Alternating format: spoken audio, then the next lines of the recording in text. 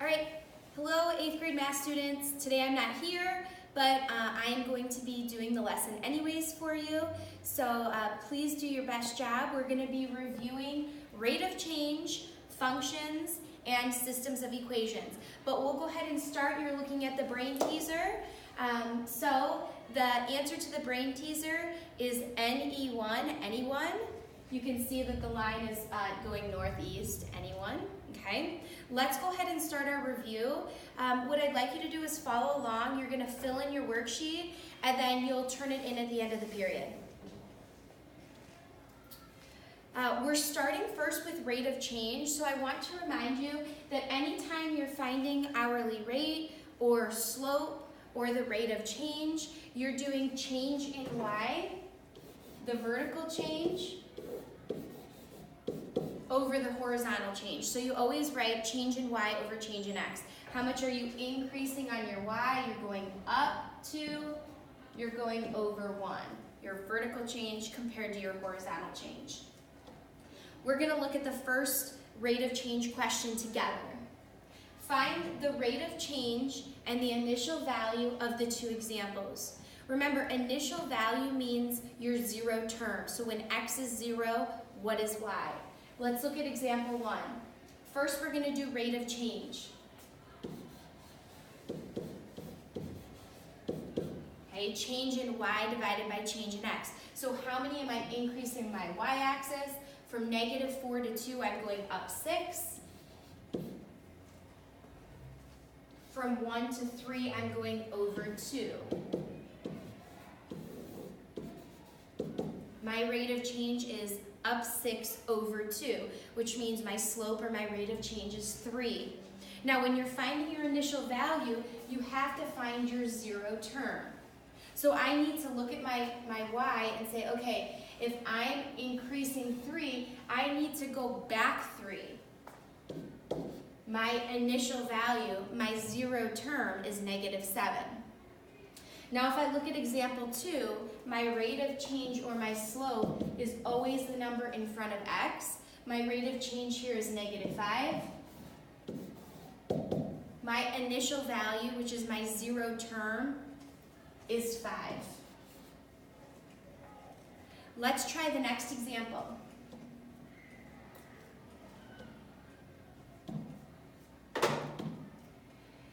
Painter A uses the equation y equals 20x plus 100, where x is the number in hours and y is the total charge. Painter B uses the table below to charge for his services. You're finding the rate of change and the y-intercept because the question says, which statements below are true? They have equal hourly rates. Painter A charges a greater hourly rate. Painter B charges a greater hourly rate. Painter A charges more for 0 hours of work. Painter B charges more for 0 hours of work. I want you to go ahead and try it. You should get first that Painter A has a slope, a rate of change of $20 per hour, and for 0 hours, they charge $100. Painter B, you're charging $55 per 1 hour. Your zero term, your initial value, if I go back 55, my initial value is $50. So if I'm looking at my answers here, I should get that C, Painter B charges a greater hourly rate. They're charging $55 per hour. Painter A is charging $20 per hour. And D, Painter A charges more for 0 hours of work because Painter A is charging $100 for 0 hours of work and Painter B is only charging $50. I want you to go ahead and try the next question.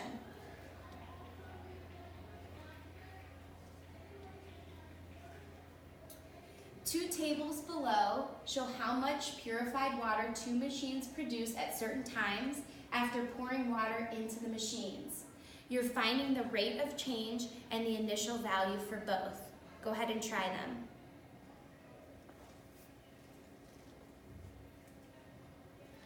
You should get that the rate of change for your first table, you're going up 6 and over 1. you should get that your initial value, if I go back to my 0 term, first I have to go back to my first term. If I subtract 6, I'm at 6. If I subtract 6 again to get to my 0 term, my initial value should be 0. Now with table B, you should see that you're increasing 18 for every 2 hours. 18 over 2, that means your slope, your rate of change is 9. And your initial value, if I go back 2 and go back 18, I'm at 18. If I go back 2, I'm at 0. And if I go back 18 again, I'm at 0. So your initial value is also 0.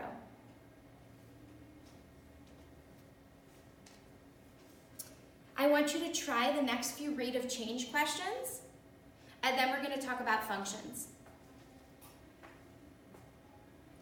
A function is a graph, an equation, or a table where each input has exactly one output. And remember here, when we're talking about if it's a function or not, we can do the vertical line test.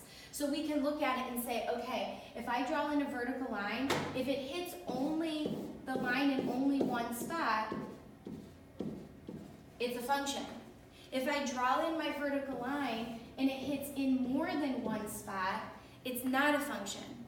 So if I'm looking at ordered pairs, or if I'm looking at a map here, my x values are the ones that cannot repeat. So I can't have 2 and b and 2a. This would not be a function. My y values can repeat. Let's do the first function question together. Which of these equations represent a function where x is the input and y is the output? Select each that's correct. So the first one is x is 5. So I have to think, what does that line look like? Well, on my x-axis at 5, it's a vertical line. This is an undefined slope. This is the skier falling off the cliff and yelling undefined. No matter what, my x value is 5. So 5, 0, 5, 1, 5, 2. This does not pass the vertical line test, not a function. Let's look at the second one. Y is 5. Well, what does that look like? That means no matter what, your y value is 5. 0, 5, 1, 5, 2, 5. This does pass the vertical line test. This is a function. Y equals 5x. It doesn't have a y-intercept. That means I'm starting at 0. I'm rising 5, running 1. Rising 5, running 1. This line would pass the vertical line test. This is a function. X plus y equals 5. If you can write it in slope-intercept form, it's a function. So if you can solve for y and it's a straight line, it's going to be a function. So if I want to graph this, I'm graphing negative 1x plus 5. So I'm going to go ahead and graph that. I'm at 5, down 1, right 1. That passes the vertical line test. That is a function. And the last one, x equals 5 divided by y. It's hard to tell what this function looks like until it's solved for y.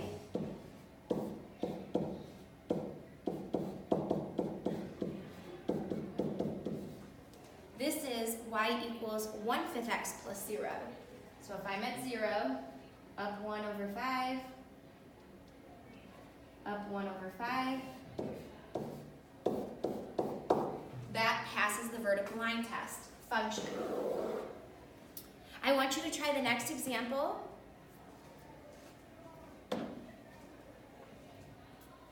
A relationship between x and y is defined by the equation y equals negative 2/5 x plus 1/5, where x is the input and y is the output. Which statements about the relationship are true?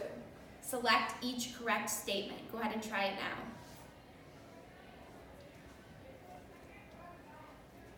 Let's check your work. The graph of the relation is a line. So think about that. Can you graph it? Will it be a straight line? I'm starting at 1/5. I'm going down to right 5, down to right 5. That will make a straight line. It is in slope-intercept form. There's no exponents. This is a straight line, and it would pass the vertical line test. So not only is it a line, but it's also a function. Okay, if I graph it, it's a straight line. It's going to pass. When the input is -7, the output is 3. So what that means is I have to put -7 in for x. I want to see if my output, if I get 3. Well, here's my work. -2/5 times -7, well, that's negative and a negative, which makes a positive 14/5. 14/5 plus 1/5 is 15/5. That's 3. So that's correct. When I input -7, I output 3. When I put -5 in for x, I get 2 plus 1/5. And 2 plus 1/5 is not 9, so it's not D. And the y-intercept is not 0, 1. The y-intercept is 1/5.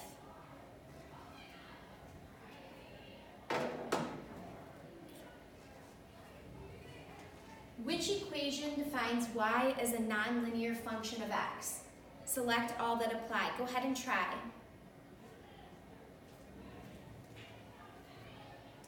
All right, let's look at our answers. We're looking for nonlinear functions. So nonlinear means it's going to be a curved line. Well, the first one's going to be straight line, so it's not a nonlinear function. The second one, y equals 3x plus 9 squared. 9 squared is 81, so this is really 3x plus 81. This is still a straight line that passes the vertical line test. I'm starting at 81. I'm going up 3 over 1, up 3 over 1. That's not nonlinear. But the next one is nonlinear. If I graph y equals 5x squared, x squared, anytime I have the exponent with my variable, that means I'm going to have a curved graph. This is a quadratic. It's a U-shaped graph. Nonlinear. Linear, it's going to be a straight line. Y equals x over 2. That's 1/2 x plus 0. If x were in the denominator, it wouldn't pass the vertical line test. But it's in the numerator, so this is a straight line. It passes. And the last one should be nonlinear because there's an exponent. 5x cubed. Which equation has both 3 and -3 as a possible value? Go ahead and try it. All right, you should get C, y squared equals 9. When I put in 3, 3 times 3 is 9, -3 times -3, a negative times a negative is also a positive 9. D is not correct. D is not correct because a negative times a negative times a negative is going to give us a negative. So you should just get C. Now let's go ahead. I'm going to have you try a few function problems, and then we'll talk about systems. Let's talk about systems of equations now. Remember, a system of equations means you have two equations, and the solution is where the two intersect. So here you can see, here's my two lines. They're intersecting at the point of intersection, the solution to the two. No solution means your lines are never going to intersect. And if you have infinite solution, that means you have two lines, but one's on top of the other. They coincide. Let's look at our three examples here. These are set equal to each other, so we're already using the equal value method. When you notice that it's exactly the same on both sides, that means I'm going to be able to solve and get 0 equals 0. This is infinite solution. The lines are going to coincide, like here. Here, I can tell my slopes are not the same, so if I go ahead and solve this,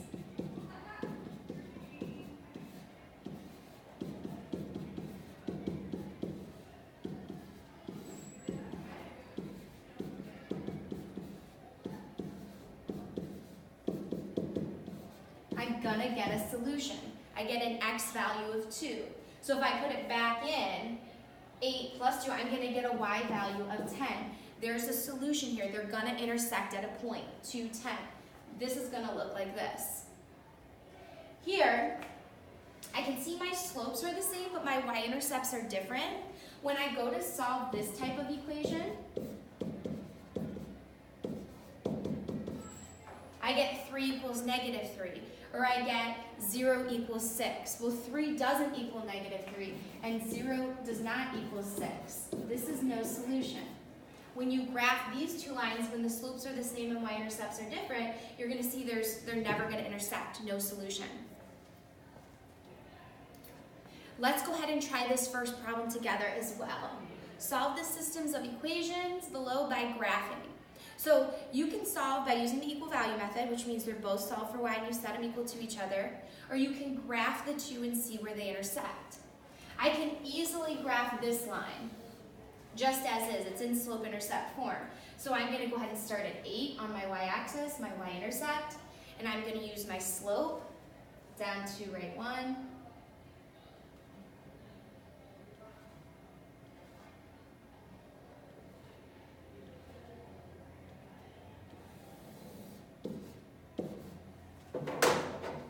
Now when I'm looking at my second equation, I can see that I can't graph it as is. It has to be in slope-intercept form. Right now it's in standard form. I have to solve this for y. So I'm going to go ahead and solve for y.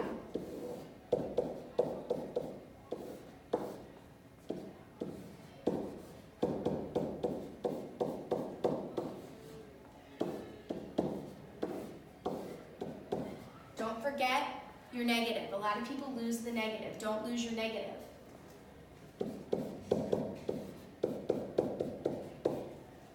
Now I can graph my line. So I'm starting at 4, and my slope up to over 1, up to over 1. And here, I can see the ordered pair that both have in common. Over 1, up 1, 2, 3, 4, 5, 6. And remember, you can always test it by saying, okay, if I put in 1 for x, negative 2 times 1, that's negative 2. Negative 2 plus 8 is 6. It works in the first equation. Put it in for x. 4, put 6 in for y. 4 minus 12 equals negative 8. Yes, so it works in both equations. I want you to try the next one. Examine the systems of equations below. Circle the point of intersection. Go ahead and try it. Let's look at your solution. You should get B, negative 2, negative 3. Both equations have to be solved for y first. They have to be in slope-intercept form. If you don't have a graph, you can use the equal value method. You're putting y in for y. You're setting them equal to each other. Once you solve and you get your x value, you're not done. You have to find where they intersect. You have to put negative 2 back into one of your original equations to find your y value. Negative 2, negative 3. The next problem says, which system of equation has infinitely many solutions? Which means if I solve both for y, it's going to be the same equations because the lines are going to coincide. Go ahead and solve and see which ones have infinite solutions. You should get A. When I have both equations solved for y, I get y equals negative x. So in both equations, I'm starting at 0 and I'm going down 1, right 1, down 1, right 1. A is the only one where both of the equations are true. You'll see I graphed this one for you. Here's my point of intersection. They're going to eventually cross. Here, my slopes are the same, but my y-intercepts are different. Okay, so I'm going to have parallel lines here. And the last one, they're going to intersect. The slopes aren't the same, the y-intercepts aren't the same. Okay? Now I want you to try the last few systems of equations problems. You're going to turn your paper in at the end of the period, and have a great weekend. Thanks, guys.